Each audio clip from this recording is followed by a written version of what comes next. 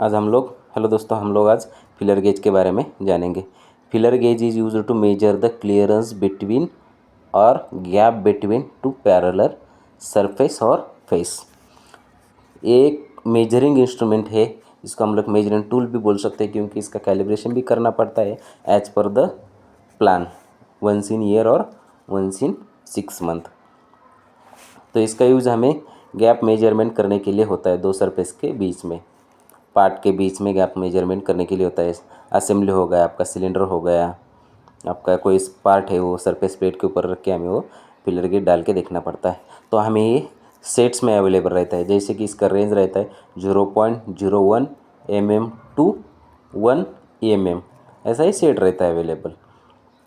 और ये इसका लेंथ रहता है 100 mm स्टैंडर्ड, मे भी वेरी हो सकता है अकॉर्डिंग टू द सेट्स, लेकिन एक स्टैंडर्ड रहता है, मिनिमम 100 mm रहता है।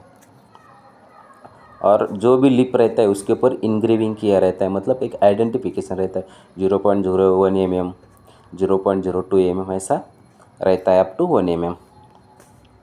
तो सपोज़ हमें ड्राइंग में दिया है एक पार्ट का फ्लैटनेस और दो सरफेस के बीच में हमें गैप चाहिए 0.02 mm। हम लोग ये कैसे मेजरिंग करेंगे?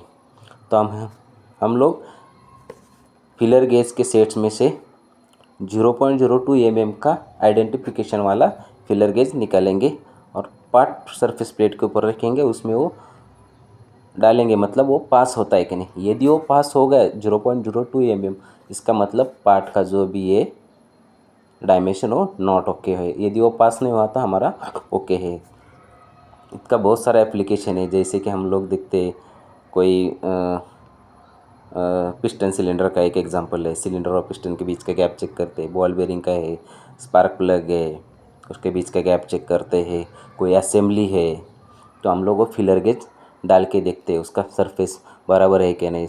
यदि हम लोगों ने सपोज एक सरफेस दिया है 1 mm का, उसमें से 1 mm का फिलर गेज पास नहीं होना चाहिए, तो हम लोग वो सरफेस प्लेट को रखते हो 1 mm का फिलर गेज डाल के देखते हैं। मतलब इसका बहुत सारा एप्लीकेशन है, लेकिन main use of the feeler gauge is to ensure और to measure the gap between two surfaces. इसका ये एप्लीकेशन है। और इसका मटेरियल हार्डन मटेरियल रहता है, हार्डन स्टील का मटेरियल रहता है, ताकि वियर और टियर नहीं होना चाहिए जब हम लोग फिलर गेज से मेजर करते हैं। और इसका शेप दो शेप में रहता है, या तो ये पैरेलल रहता है शेप में अवेलेबल, या तो टेपर रहता है।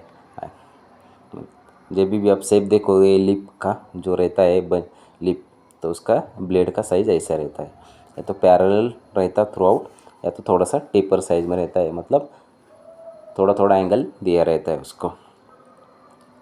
Thanks for the watching the video.